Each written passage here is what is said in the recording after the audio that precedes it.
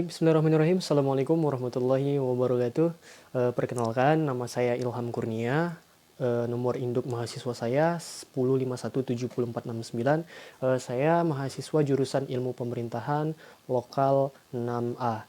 Baiklah, saya di sini akan menjawab soal ujian tengah semester dalam mata kuliah Tata Kelola Keuangan Negara.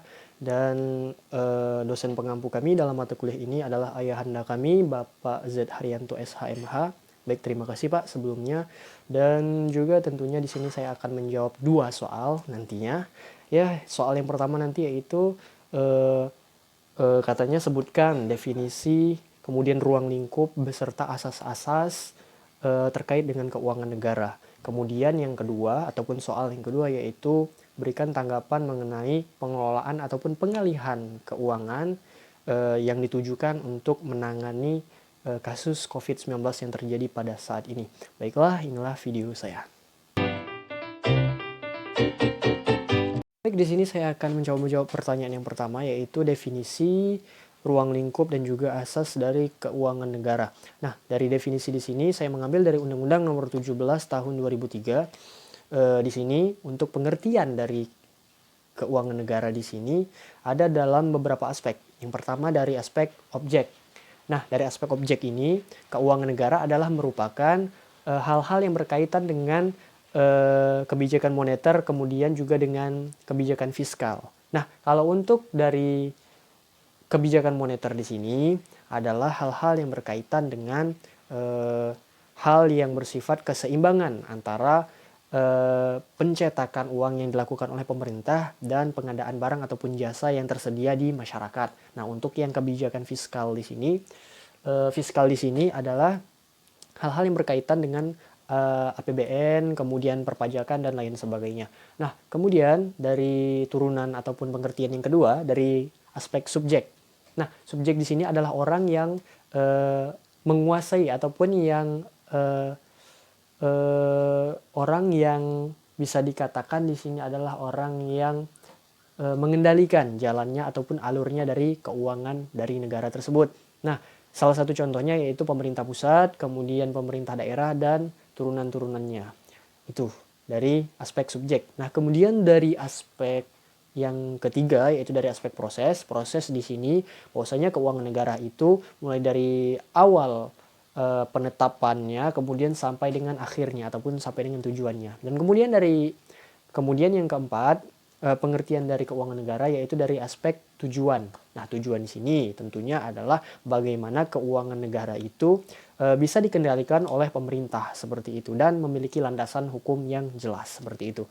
Nah, kemudian kita pindah dari definisi ke ruang lingkup. Ruang lingkup dari keuangan negara ini saya dapati ada 3 macam. Yang pertama dari pengelolaan moneter, seperti yang saya katakan tadi bahwasanya pengelolaan moneter di sini yaitu kebijakan dari pemerintah untuk menyeimbangkan antara pencetakan ataupun pengadaan uang dengan dengan ketersediaan barang dan jasa yang ada di masyarakat seperti itu.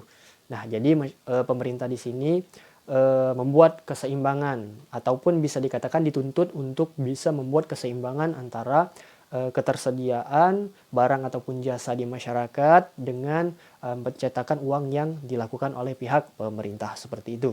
Nah, kemudian untuk ruang lingkup yang kedua yaitu pengelolaan dari segi fiskal. Nah, dari segi fiskal di sini, ruang lingkupnya adalah seperti APBN ataupun anggaran pendapatan dan belanja negara, kemudian juga seperti perpajakan, dan lain-lain sebagainya, seperti itu. Nah, kemudian dari yang ketiga, ataupun ruang lingkup yang ketiga yaitu pengelolaan dari segi kekayaan negara. Nah, kalau untuk segi hal yang ketiga ini mencakup seperti BUMN, kemudian perusahaan-perusahaan yang di bawah naungan negara seperti itu. Yang mana yang pada akhirnya di sini tujuannya adalah untuk bisa memberikan setidaknya suntikan keuntungan bagi negara dari adanya perusahaan yang berlabelkan negara seperti itu. Nah, kemudian yang ketiga ada asas dari pengelolaan keuangan negara. Nah, asas dari pengelolaan keuangan negara ini yang saya tangkap ada beberapa hal. Nah, yang pertama ada yang namanya asas keterbukaan. Asas keterbukaan di sini bahwasanya yang namanya keuangan sama sekali tidak boleh tertutupi ataupun ditutup-tutupi oleh pihak pemerintah. Nah, yang namanya keuangan negara itu harus terbuka dan tentunya harus diketahui oleh masyarakat. Berapa sih sebenarnya keuangan yang digelontorkan oleh negara pada tahun ini. Jadi masyarakat bisa mengetahui secara luas dan tidak boleh ada hal yang ditutup-tutupi tentang keuangan ini. Nah, seperti itu. Kemudian juga tentunya ada asas yang namanya asas akuntabilitas. Akuntabilitas di sini bahwasanya pengelolaan keuangan negara bisa dan harus dan tentunya wajib untuk dapat dipertanggungjawabkan. Seperti itu. Nah, itulah beberapa hal yang terkait dengan definisi, kemudian ruang lingkup dari pengelolaan keuangan negara, dan juga tadi yang terakhir tentang asas dari pengelolaan keuangan negara yang saya ketahui.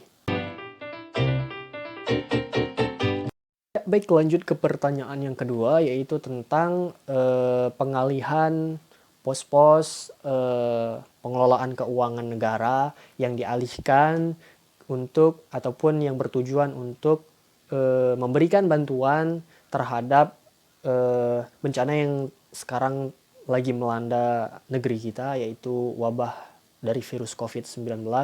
Nah, itu bagaimana tanggapan saya seperti itu ya Pak. Baik, untuk menanggapi COVID-19 ini tentunya dari pihak pemerintah pastinya di sini memiliki peran penting untuk menanggapi hal tersebut, dan tentunya dari aspek keuangan negara ini merupakan hal yang sangat penting juga untuk menangani wabah ini. Nah, tentunya di sini ada beberapa hal yang bisa dikatakan dalam aspek keuangan dialihkan, dan tadi juga saya baca di dalam pertanyaan ada beberapa hal ataupun bidang ataupun sektor keuangan seperti dalam sektor keuangan yang ditujukan yang pada dasarnya untuk pemilu kemudian dialihkan ke masalah yang tengah kita hadapi sekarang, yaitu wabah COVID-19. Nah, kalau untuk persoalan hal tersebut, menurut saya yang namanya segala hal yang bersifatnya bencana. Nah, bencana di sini merupakan suatu hal yang bisa dikatakan hal yang darurat ataupun bisa juga dikatakan hal yang mendadak datangnya dan tidak diduga-duga ataupun tanpa ada perencanaan sedikit pun. Jadi kalau seandainya dalam aspek pengelolaan keuangan negara itu ada beberapa aspek ataupun sektor yang dialihkan untuk dikhususkan ke salah satu yang sifatnya di sini bencana, saya rasa sah-sah saja Pak. Karena apa? Karena kita juga membutuhkan yang namanya bantuan terhadap masyarakat tentunya. Nah, pemerintah di sini juga kan telah memberlakukan social distancing, kemudian juga physical distance dan sebagainya. Dan kalau untuk lockdown belum. Nah, jadi untuk social distancing, physical distance dan sebagainya itu kan membatasi ruang lingkup pergerakan dari masyarakat. Jadi masyarakat tidak bisa bergerak bebas seperti mana biasanya. Jadi ruang gerak masyarakat di sini dibatasi, dan bahkan seperti kami pun yang mahasiswa harus kuliah online dari rumah seperti itu. Nah, jadi dikarenakan hal ini kemudian juga tentunya dalam untuk menangani para korban yang sudah terinfeksi dengan virus ini, tentunya ya pemerintah tentunya harus memberikan bantuan dalam bentuk dana dalam hal ini. Dan pada akhirnya ya pengelolaan keuangan negara di sini memang dituntut agar bisa selektif dalam hal ini dan tidak salah dalam menangani hal ini. Nah, jadi kalau seandainya ada dalam beberapa aspek keuangan dari sektor yang lain, misalnya contoh dari yang pada dasarnya itu adalah keuangan yang ditujukan untuk pemilu, kemudian keuangan-keuangan yang di sektor lain kemudian dialihkan untuk menangani bencana ini, itu merupakan suatu hal yang lumrah dan tentunya suatu hal yang saya katakan seharusnya sah saja, karena mengingat bencana ini merupakan suatu hal yang tidak diduga-duga seperti itu, seperti yang saya katakan di awal tadi. Jadi pada dasarnya dalam hal aspek pengelolaan keuangan negara di sini pemerintah memang sangat dituntut untuk sangat-sangat bekerja keras, mulai dari sektor pengamanan, kemudian juga untuk pencegahan, kemudian juga untuk penanggulangan dan lain sebagainya, dan bahkan sampai ke sektor keuangan negara pun di sini tentunya pemerintah harus sangat selektif. Dan sehingga pada akhirnya mengorbankan beberapa hal aspek keuangan ditujukan untuk menangani bencana ini, saya rasa itu adalah hal yang sangat sah sekali. Karena mengingat juga korban yang sudah lumayan luar biasa. Kemarin juga di Jakarta udah 800 lebih yang positif corona di ibu kota kita. Jadi kalau mengingat hal ini sendiri, memang sangat-sangat dibutuhkan sekali bantuan dari pemerintah untuk menanggulangi bencana wabah virus COVID-19 ini. Ya baik itu dalam hal keuangan yang memang ditujukan untuk para korban maupun keuangan-keuangan dari sektor lain seperti itu.